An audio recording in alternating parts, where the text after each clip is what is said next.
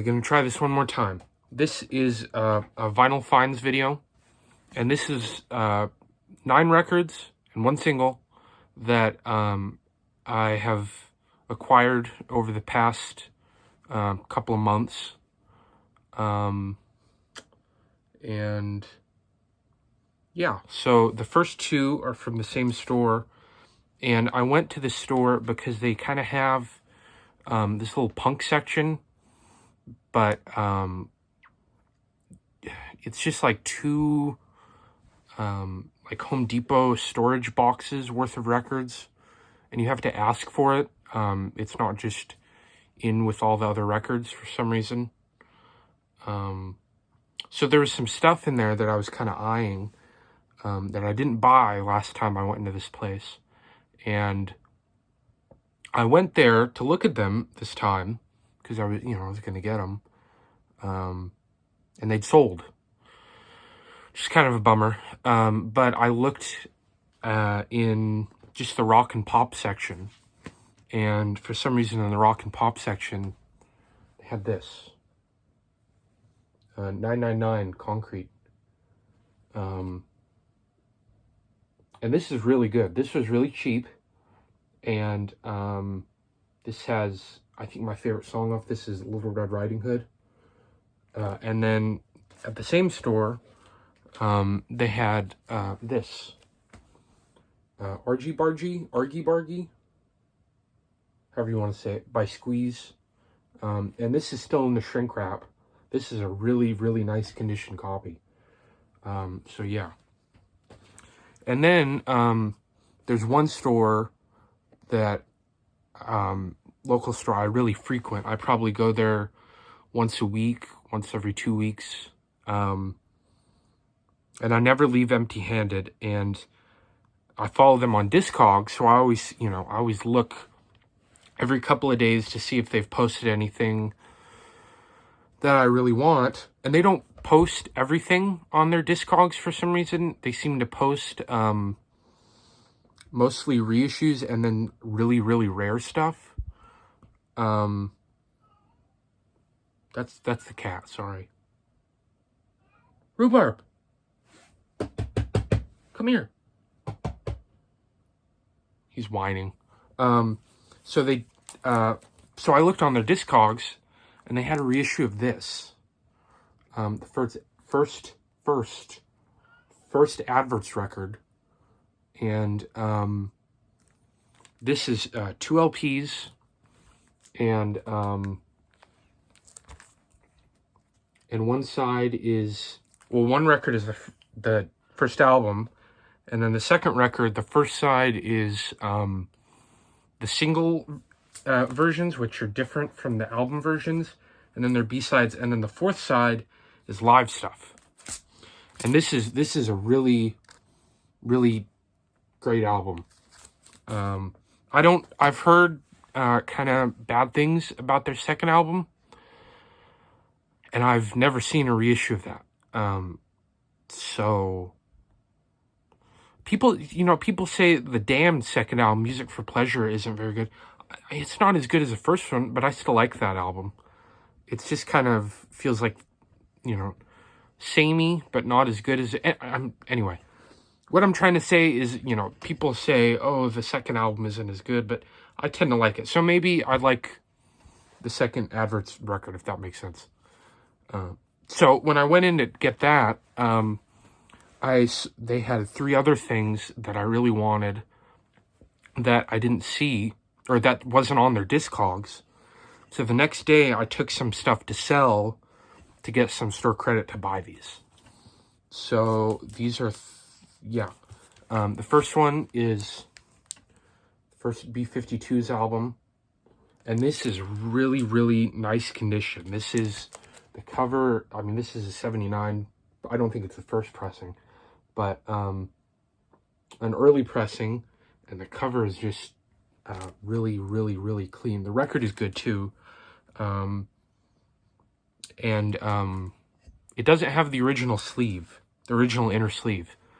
It just had a plain white one, but it was just such a good price that I just maybe I'll find a real cheap one real cheap beat up one, and I can give that one the inner sleeve. So yeah. And this next one also didn't have the original inner sleeve, but I've been looking for this for a while, and I thought, oh, I should, it's, a good price, and I should just get it. Low, David Bowie. This is a Canadian pressing, and this was a really, really good price, and it has some surface wear, but it's not so much, has some hairline scratches, but it's not so much that I can't listen to it. And this is a, I don't have to say anything about this record. It's a really good album. I think I like Heroes more. I'd probably say Heroes, Lodger, and then Low of the Berlin albums. But it's all those albums are really good. And then the third one that I got during that trip was Morrissey. And I got this used, and this was a 2015 reissue. And I love the Smiths, and I have a reissue of The Queen is Dead, and then Hatful of Hollows, I don't know, something of Hollows. And I have reissues of both of those, and I didn't have any Morrissey, and this was a good price. And this has a really super cool, custom inner label. Parlophone.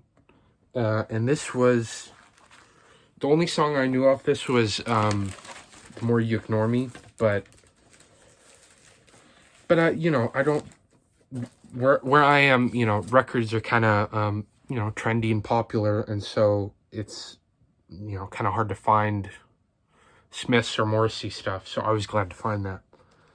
And then, a couple of weeks later, I look on this one the store that I frequent, Discogs again, and there's this, they had an album I have been looking for, and it's a reissue, it's not an original, but I'm still just really happy to have it. Let me take it out of the, sleeve. I was really excited. Snakefinger. And this is his first album. I thought this album was just called Snakefinger, but it's actually called Chewing Hides the Sound. If you see really close, I don't know if you can see, but the little text right here says Chewing Hides the Sound. And Snakefinger is probably one of my favorite guitar players. I had one Snakefinger thing. I had a single of, I think the A-side was Kill the Great Raven, and the B-side was, it's on this, What Wilbur. And it's a really cool picture sleeve, and that's all I had for a while. And then he got a reissue of this in, and I just had to get this. And Snakefinger, it's a really, really nice color. I'm not like crazy about colored vinyl, but this is really just so vibrant. It's on that really nice, really cool Ralph Records label. And Snakefinger is really interesting because he was in Chili Willy and the Red Hot Peppers, which were like a punk band that, not punk band, pub rock band in the, I think, mid-70s, early 70s, probably mid-70s, that played with Brinsley Schwartz a lot, opened for them several times. And then, somehow I don't know how you go from hanging out with Brinsley Schwartz to writing songs with the Residents, but he's played on a lot of Residents albums, and I think it says it on here, all songs written by Snakefinger and the Residents. So the Residents co-write on this album too, whoever the Residents are, whether it's just one dude or whatever. So I was really happy to find that. And then they also had, it was now when I see this album quite a bit in the wild, but I have the most recent Record Store Day picture disc version, but I've never picked up a used copy because it's always like $20, and it just seems kind of ridiculous to pay $20 for this album, because I think of this album as being pretty popular and having, a decent sized hit on it. So I always kind of hesitate to pay much for it. But they had a copy that was, a little beat up, but it was really cheap, and I thought, well, I'll just get it. And this is, one of my favorite bands ever, obviously, if you can see there. Devo. Oh, no, it's Devo. And I really like, one of my favorite parts about Devo records is the inner sleeve is always almost as good as the outer sleeve. And this is the one that has the pop-up stand. And this album is just so good.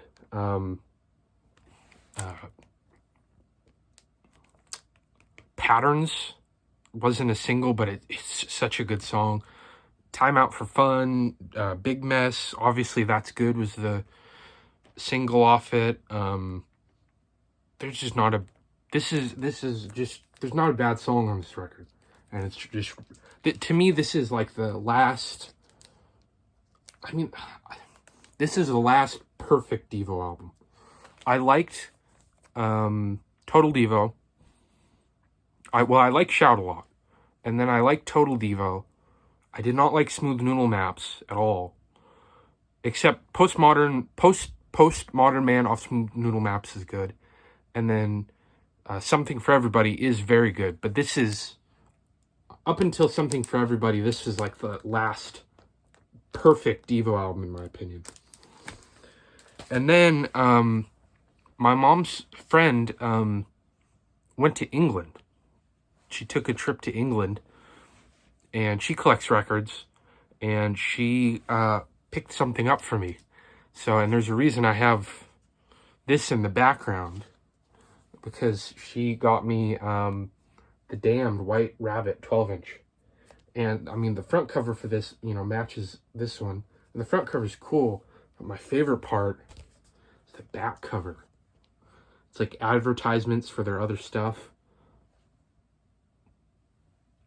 So yeah, that was really, really nice of her. And the A-side is, the A-side is White Rabbit, and the B-side is Curtain Call. So yeah. And then, and I got that today, yesterday I got that damn 12-inch from my mom's friend. And then she had never been to that store I frequent, so we went there, and I had been looking at this, where is it? I had been looking at this on their Discogs for a while, the store I frequent's Discogs, and I thought, oh, it's kind of expensive, I don't, should I get it? And I finally just bit the bullet, and I'm really happy I did. The Alan Milman Sect, Punk Rock Christmas. This is from 77, and this is an original pressing. And it's got 4 songs. It's got Punk Rock Christmas, Stitches in My Head, I Want to Kill Somebody, and then Teen Tour. And this is just, it doesn't seem like many people know about them, and it's just really, really, really, really good early punk rock. It's from 77. It's on Brits Records, which I think only ever put out stuff Alan Milman was involved in. So I don't know if he owned them. But it's a really good record. And it was a good price. The actual record is very clean. It does have a very, very slight warp, but it doesn't affect the play at all. And normally that kind of thing bothers me, but I just wanted this so bad that I thought, I should just, that's the kind of thing as records as records become, as, you know, old punk records become rarer and rarer, this might be, you know, for me, someone who's, you know, younger, this might be the only time I ever see this again. I might never see, you know, maybe a reissue or something, but I might never see an original of this again. So I just thought I should just, you know, just bite the bullet and get it. So yeah, that was it. I hope you like it. Bye.